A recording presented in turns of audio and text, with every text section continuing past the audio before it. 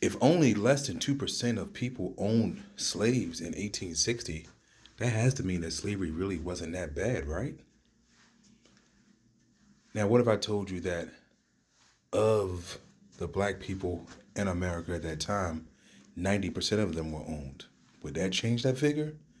Because you can argue that only 3%, specifically in a particular year, 1860, owned slaves. But you have to ask yourself, what does that mean? Does that mean that the North, perhaps, had at that point outlawed slavery? So now you only hit the southern states to account for? Does that mean that when you go into the census count and you break down the three-fourths compromise and you understand that how they took census back then, it isn't an exact figure. It's not as black and white with the percentage of less than 2%. And you have to ask yourself, why are you so hell bent on softening the blow of what slavery was and what it meant to America? It's the equivalent of talking about Jeffrey Dahmer and saying, well, I mean, he unalived all those people, but did you know that he was a really gifted vocalist? Who the fuck cares? I don't care if he sang well. You know Mustache Man was a gifted painter? Who cares?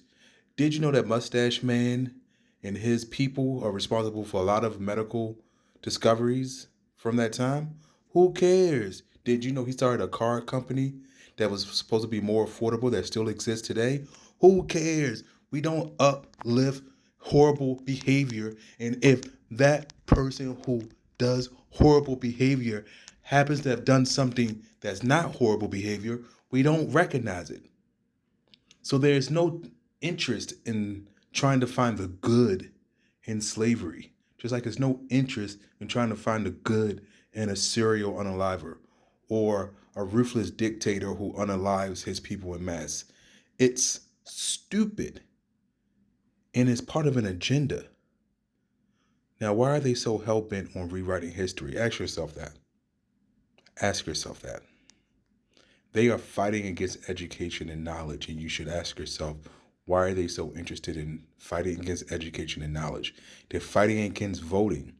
If voting doesn't matter and what's going to happen is going to happen, why do they keep trying to stop people from having access to voting? They're playing in your face.